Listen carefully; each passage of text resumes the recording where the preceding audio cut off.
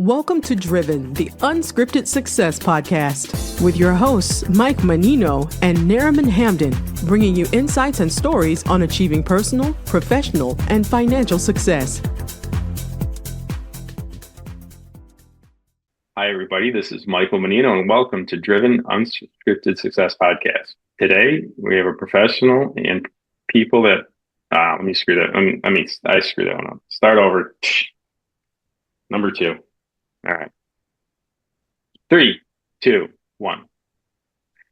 Hi, everybody. It's Michael Mannino with Driven Unscripted Success. Today, we're interviewing professionals and financially successful people who share their experience and tips with you on how they got to where they're at today. And zooming from the island of, where are you from, Dylan? I live in Naples, Florida. Naples, Florida. Man, I call everything an island. I was talking to somebody about one in where is it? Fort Myers. And he goes, it's close. It's surrounded by water. Dylan, could you do me a favor and tell everybody who you are and what you do and where you're at in your industry? You got a really cool. This interview is really cool because I love pilots, and Dylan's a pilot of multiple different aircraft. So I'm an aviation medical examiner, which means I do flight physicals. I've been designated by the FAA to do flight physicals on pilots. This is my second career. I did emergency medicine. I'm residency trained, board certified, did that for 24 years.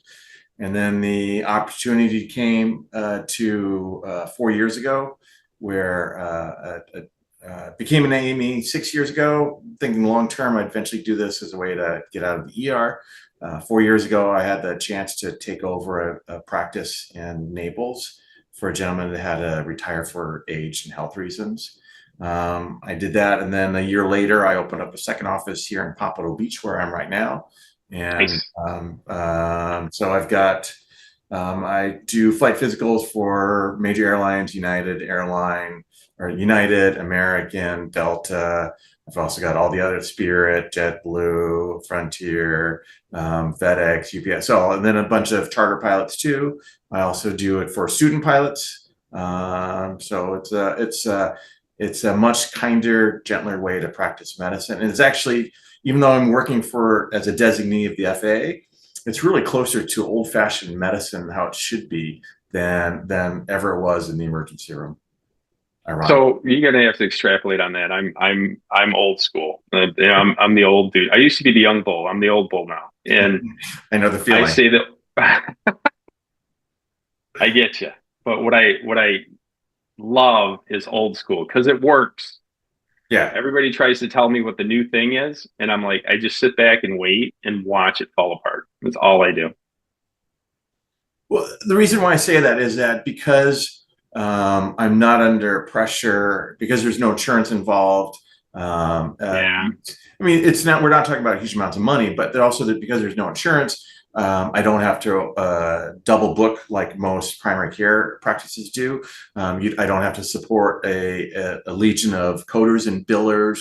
So there's none of that nonsense. And then if I need to spend time with pilots, if a pilot develops a medical problem and I don't treat them, but I help get them through the FAA bureaucracy, get them flying again. Or I tell them, okay, you have this problem. This is what the FAA requires. And if I know a consultant I can send them to, I do. Or I tell them, these are the steps that we need to do in order to get people back in the air. And that's immensely satisfying. Like I had one American airline triple wide body captain. So he actually drove down from Ocala, which is quite, halfway across the state, because his AME, his aviation doctor, wouldn't get on the phone with the FAA to figure out what he needed to do. So he came down. We made a phone call to the FAA.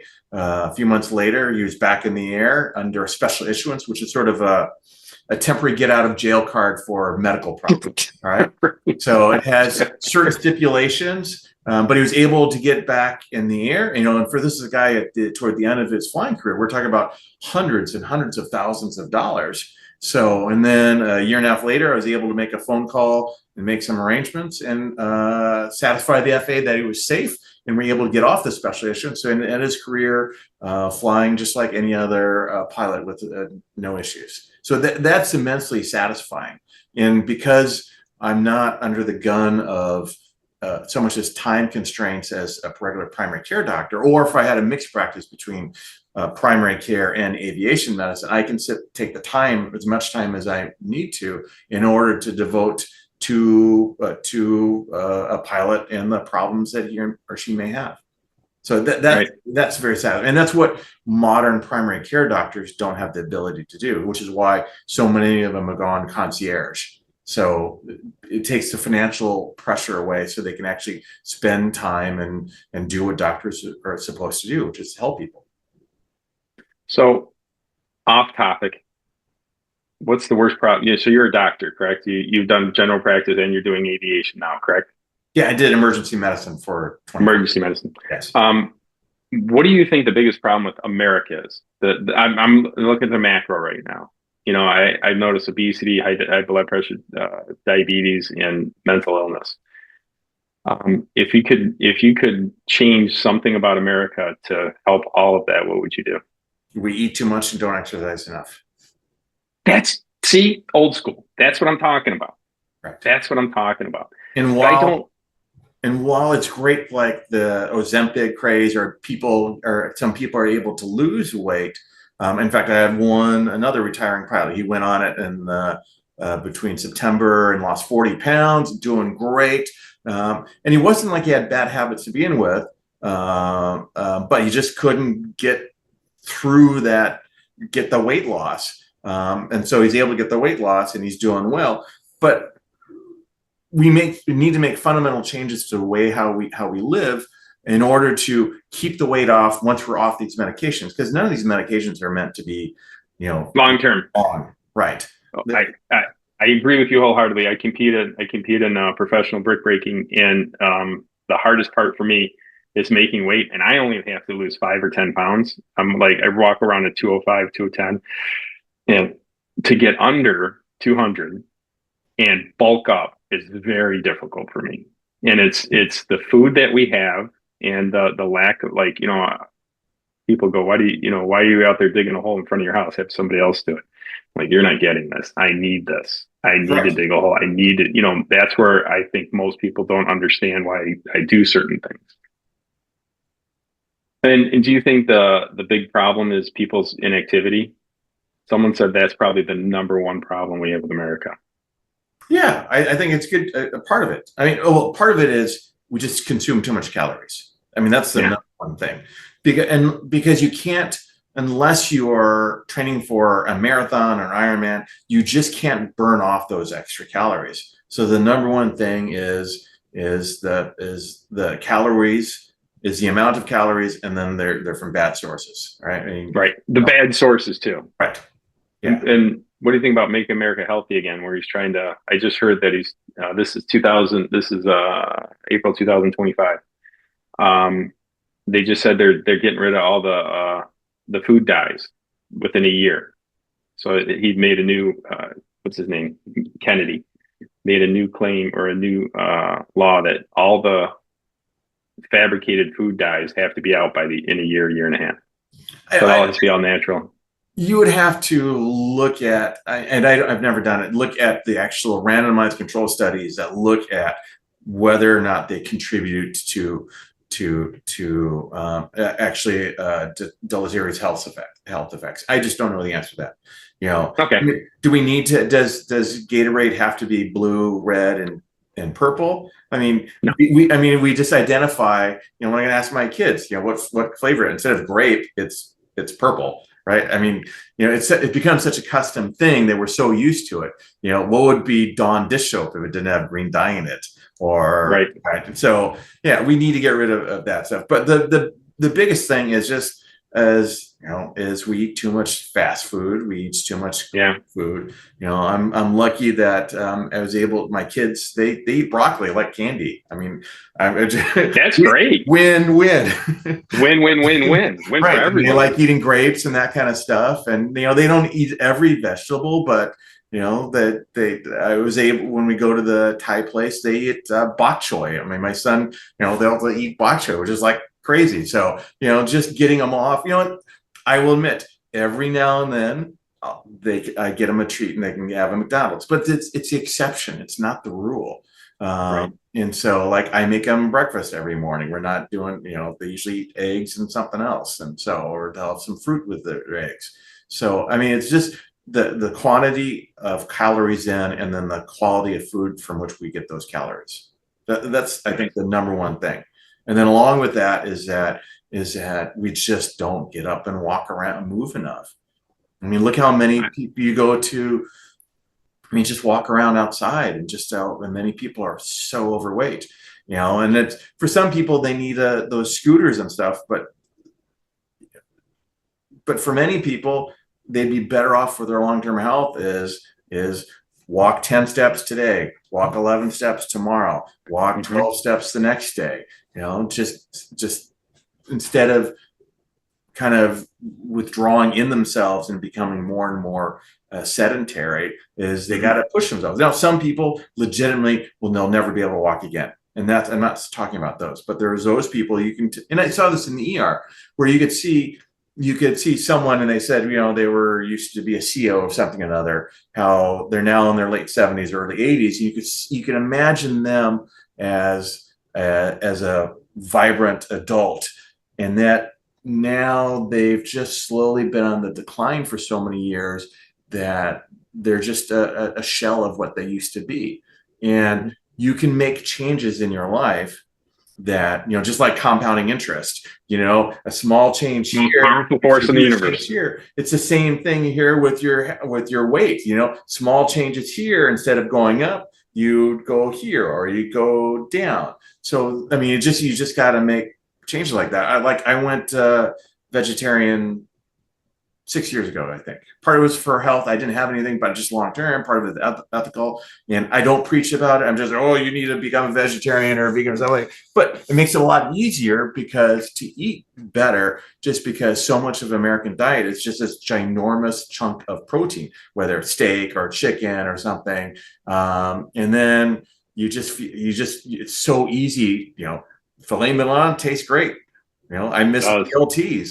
But it's so easy to get this huge mass of calories and calorie dump, right, and cholesterol that it just makes it a lot, not necessarily easier, but simpler to eat better by not doing that.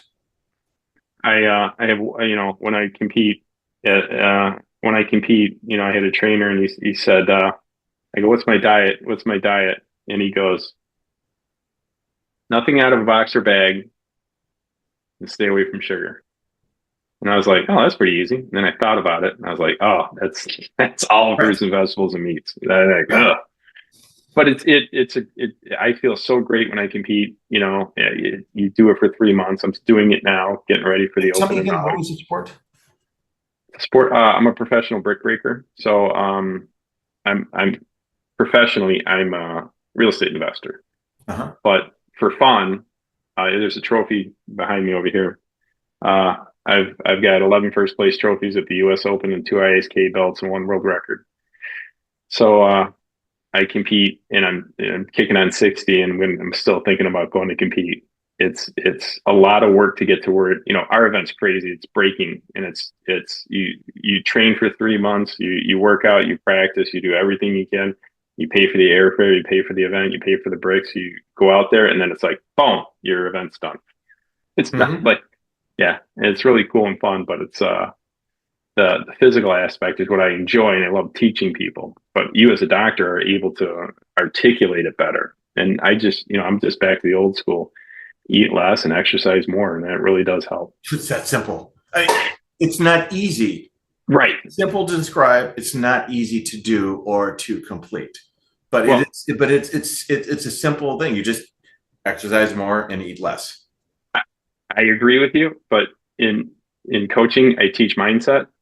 And if you say it's difficult, it'll be difficult. If you say it's easy, it'll be easy. Your focus will become your reality. If you say this is going to be tough, this is going to be tough. Breaking bricks is tough, but I say it's fun.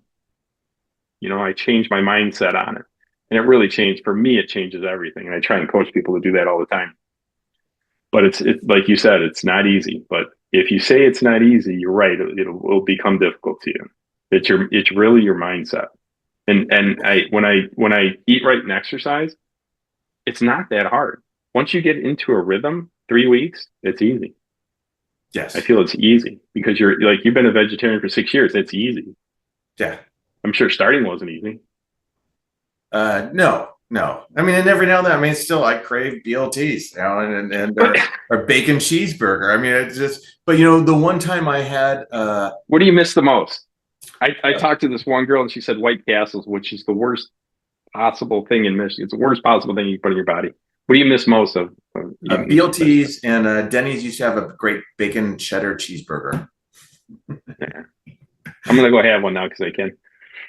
So I get a Beyond Burger. There's no good. Those are good. Those are good. Yeah, I haven't found a decent bacon substitute. Now, if I could find that would be great. Turkey bacon is what we like because it has less, fat and all that kind of stuff. I love the turkey bacon, but it's still meat. Right. We're getting totally off. So I told you this is a great conversation. This is going to be a great podcast, but let's get back onto it. Sure. In your industry, is there a lot of competition? And if there is or not, what sets you apart? What do you do better than everybody else in your industry?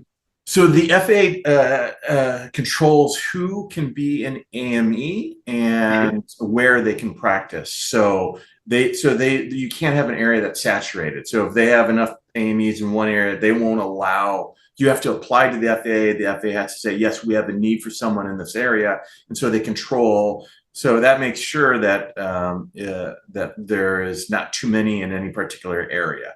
So in terms of competition, you're not really competing for market share because the FAA dictates that.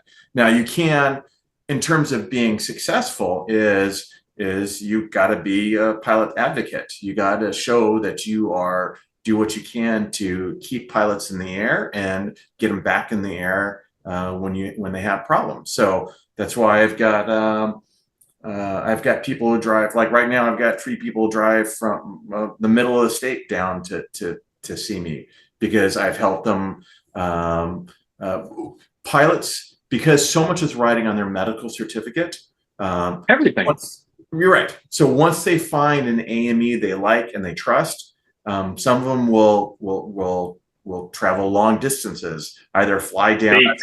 I've got I think one guy flies down from Boston.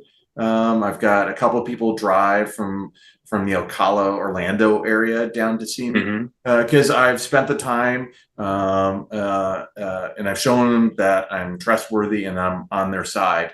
I'm not trying to fail them, but I do a thorough exam, but I'm also on their side and trying to, having being a pilot myself, I know what it's like to be on the other end of the stethoscope. It's nerve-wracking. Pilots or doctors in general make horrible patients. Part of it is because, Jesus Christ, I don't want to be, we just don't like to be patients. And so I know what it's like also to be a pilot on the end of a flight physical. So, my attire is, this is what I wear to work. I wear either a short sleeve shirt and flannel shirt and shorts. I got a bunch of aviation art up. And so I try to, and we talk about flying stuff and since I fly myself, it makes it a lot easier for them to trust me, I think. And so, yeah, I think being an advocate for pilots, that's the number. Advocate for them. And probably to summarize it, you being the pilot, some doctors aren't pilots, and they want people that are, passenger airplane pilots to be safe. So if they have a problem, they don't work on their problem.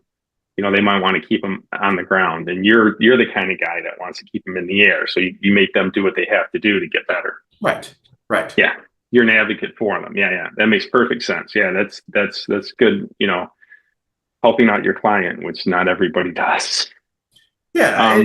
It doesn't take that much. And the one of the things I consistently hear is that some other person would say, well, yeah, my AME wouldn't do anything.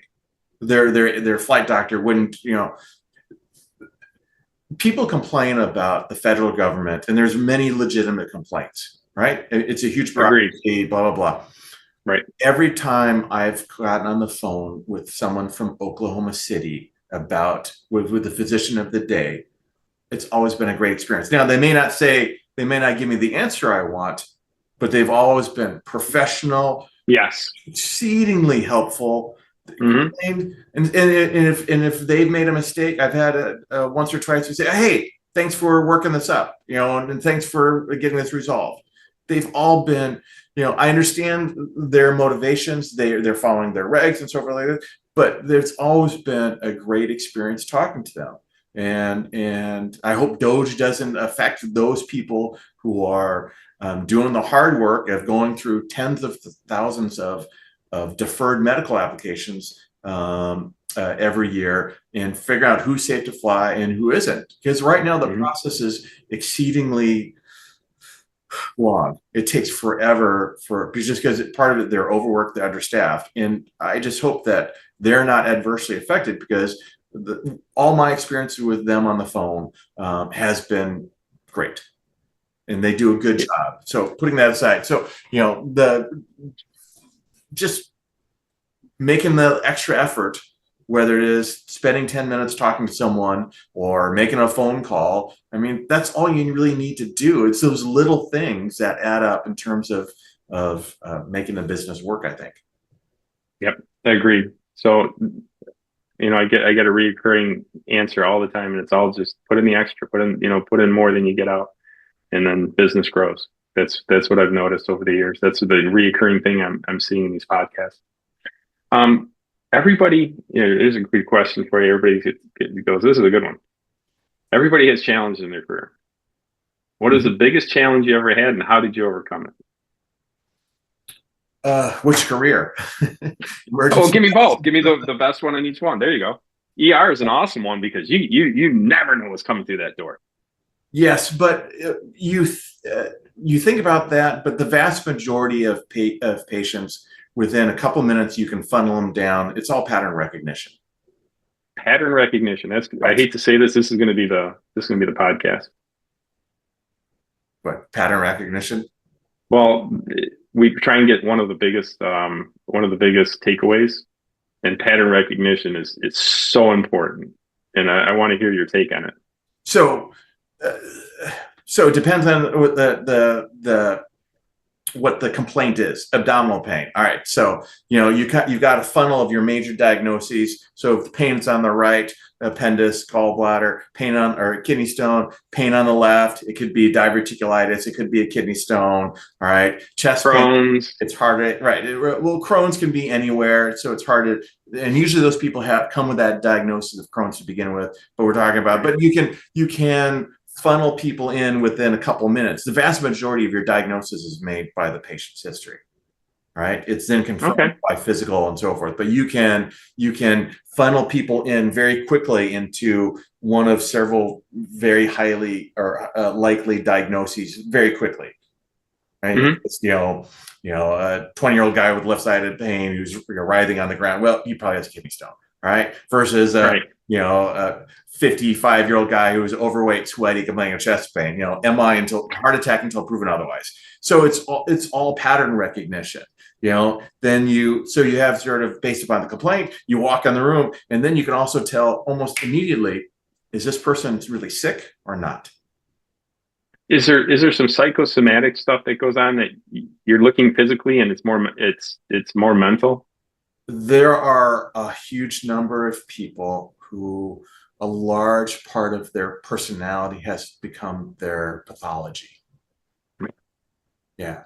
So some people say, I had a heart attack and I'm having chest pain again. Other people, I'm a heart patient.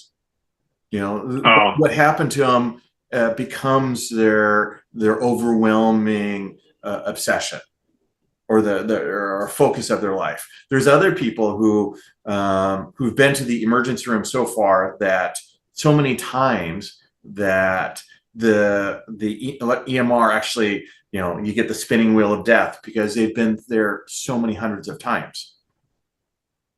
Yeah. I just listened to this, this psychologist, and she was on a podcast, and she said rumination, and it's when you talk about your problems get bigger. And it was a kind of she's a psychotherapist, and I go, that's pretty intense to think about. If you focus on problems, your problems get bigger. If you focus on solutions, everything disappears. I thought that was a great concept. Do you agree with that or disagree? Yeah.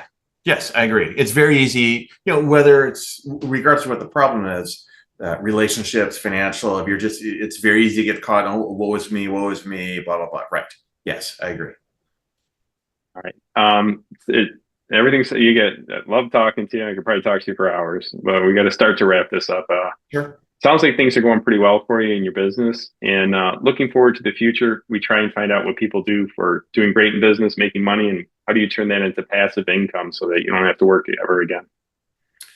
Well, I got divorced 4 years ago, so I have 2 kids. My youngest is in kindergarten right now. So wow, yes, wow, kindergarten. So you got no money.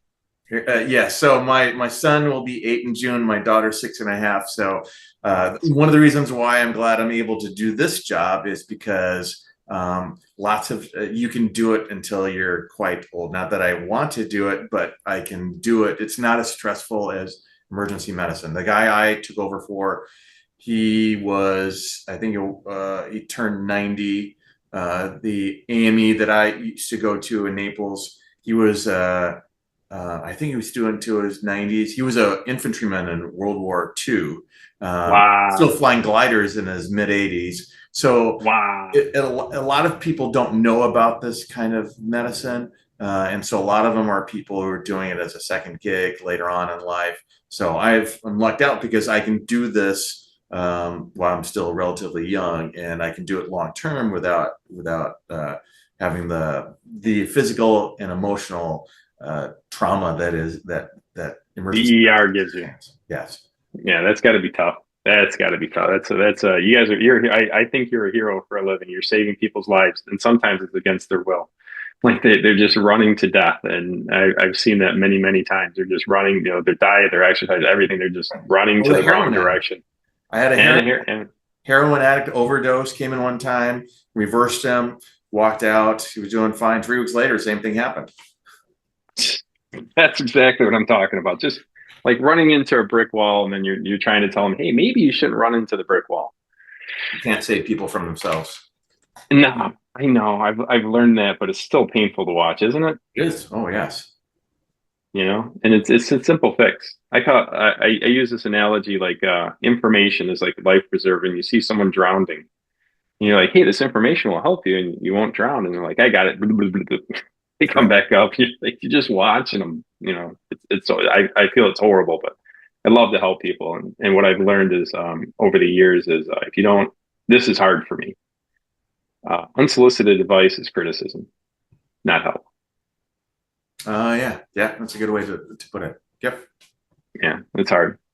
So wrapping up this interview, thank you very much. You've been a great guy. I could talk to you for weeks. I love airplanes and medical, everything. Wrapping up the interview, what's exciting plans you have? What are you doing next? What's your next 6 to 12 months look like? Right now, my 2-seat glider is being painted, and I hope to start flying sailplanes again, and possibly get a soaring club reestablished in South Florida. That's awesome. Where are you at? You're in Naples. So are you in one of those subdivisions? I've seen a lot of subdivisions in Florida that have airports in them, like mini airports, and then each house has a hangar in the back. I wish. I thought that was cool. There is one in Naples. I wish I had thought about that 20 years ago, because now I'm priced out. I'm just in a regular townhouse now. So okay, good. I've seen those. Always wanted to see somebody in those and go check it out. One of my pilots is one of those houses. He's got a 2-story hangar with an elevator in it. I mean, it's crazy. He didn't build it. A contractor built it because he used it for his machinery and stuff. But the guy's now, he's a total bachelor senior airline captain, and so it is amazing. So I'm very envious. I know the feeling. I saw this. I was a builder, and I built stuff like that. One time I worked on a boathouse in Michigan, and it was this big, huge building, huge. I would say probably 40,000 square feet, and it just looked like a barn. And there's a canal that goes through it, and they had 2 doors, and each one of them there's like a bunch of little condos inside this thing. And you open the door in the condo, and there's a big, huge dock, probably 50-foot dock for a probably 100-foot boat. And it was really kind of cool to see the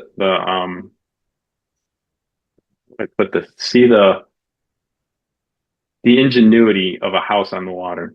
Yeah. And so like with a airplane hangar or an elevator inside the airplane, it's just really cool to watch. Yes. Hey, listen, we're going to wrap up this interview. Thanks again for everything. Really do appreciate your insights and tips and everything.